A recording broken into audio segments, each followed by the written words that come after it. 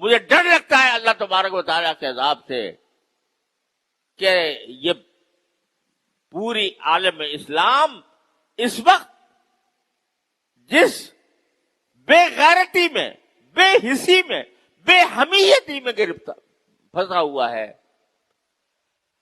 کہیں اللہ تعالیٰ کو ناراض کر کے یہ پورے عالم اسلام کے لیے تباہی کا پیش خیمہ نہ ہو۔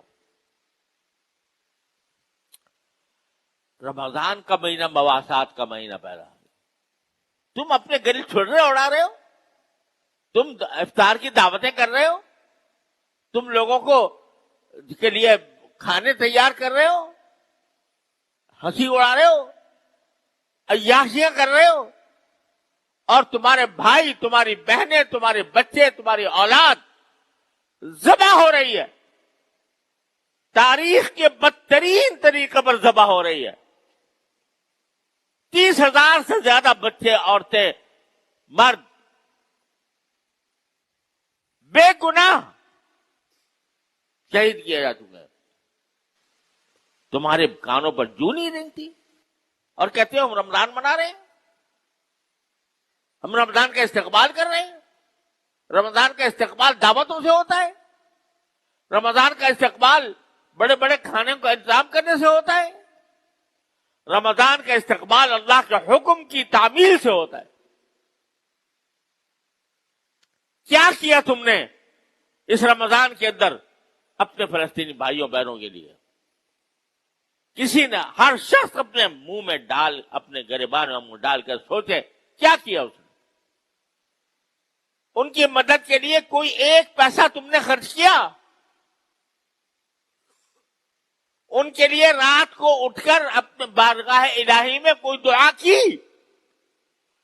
یہ تو کم از کم تمہارے اختیار میں تھا۔ اے عام مسلمان، تیرے ہاتھ میں حکومت نہیں تھی، تیرے ہاتھ میں فوج نہیں تھی، تیرے ہاتھ میں طاقت نہیں تھی، لیکن تو اللہ سے تو مانگ سکتا تھا۔ تو اپنے جتنے کے تیری جیب میں پیسے تھے وہ کم از کم لا کر وہ کسی طرح بھجوانے کی کوشش کر سکتا تھا، جبکہ راستے کھلے ہوئے ہیں۔ تو نے تو یہ نہیں کیا۔ اور تیرے حکمران، انہوں نے تو اپنے گلے میں پہلے ہی غلامی کا پٹا ڈالا ہوا ہے۔ تو نے کبھی ان سے بھی یہ کہنے کی جرات نہ کی کہ ہم غلام رہنا نہیں چاہتے، اور ان کو متوجہ کرتے کہ تم یہ فلسطین کے بارے میں کیا کر رہے ہو۔ تو یہ بس یہ مزے اڑا لینا کہ بھئی رمضان کا مہینہ ہے، اس میں رحمتیں آ رہی ہیں، اس میں مغفرتیں آ رہی ہیں، اس میں افطار کرانے کا ثواب مل رہا ہے، اس میں فلاں فلاں کاموں کا ثواب مل رہا ہے۔ ارے ڈرو اس بات سے کہ کہیں اللہ تعالیٰ کا عذاب نہ آ جائے ہمارے اوپر، جس بے حسی اور بے غیرتی کا ہم اس رمضان کے اندر مظاہرہ کر رہے ہیں اپنے فلسطینی بھائیوں کے خلاف۔ تو میرے بھائیوں، حکمرانوں کا جو کام تھا وہ اپنی سیاستوں میں، اپنی کرسیوں میں، اپنے مسائل میں، وہ ان کا سارا سوچ فکر کا محور وہ اپنی سیاست ہے۔ ان کو پتہ نہیں، پتہ ہونے کے باوجود جوں نہیں رینگ رہی ان کے اوپر۔ تو آخر عوام ہی ہوتے تھے جو اپنی حکومتوں کو آمادہ کرتے ہیں، عوام ہی کھڑے ہوتے ہیں، اپنی حکومتوں سے مطالبہ کرتے ہیں کہ بھئی تم یہ کام کیوں نہیں کرتے؟ ذرا مہنگائی ہو جائے تو لوگ سڑکوں پہ آ جاتے ہیں، احتجاج کرتے ہیں، نعرے لگاتے ہیں، اور اتنا بڑا ظلم ہو رہا ہے۔ مسجد اقصی پکار رہی ہے کہ ہے کون میرا رکھوالا، اور ہمارے کانوں پر جوں نہیں رنگتی۔ ہم یہ بات اپنے حکمرانوں تک نہیں پہنچا رہے۔ ڈر لگتا ہے اللہ تعالیٰ کی عذاب سے۔ تو میرے بھائیوں، اس کا شعور پیدا کرو،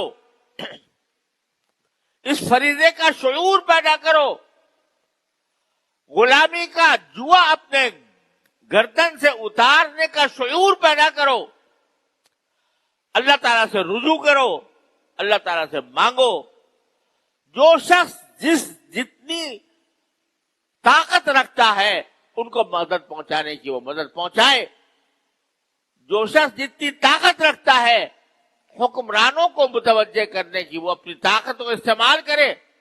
ورنہ آخرت کے اندر یاد رکھو جب یہ 30,000 شہیدوں کا خون کا حساب لیا جائے گا تو حساب دینے والوں میں ہم بھی شامل ہوں گے.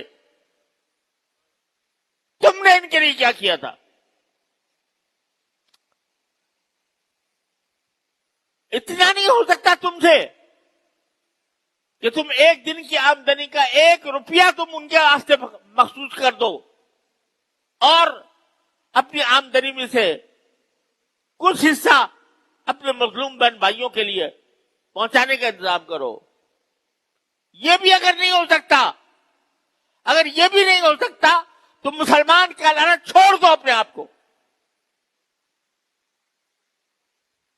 اگر اتنی غیرت تمہارے اندر موجود نہیں ہے تو یہ اللہ تبارک و تعالیٰ کے کرم کا مہینہ ہے.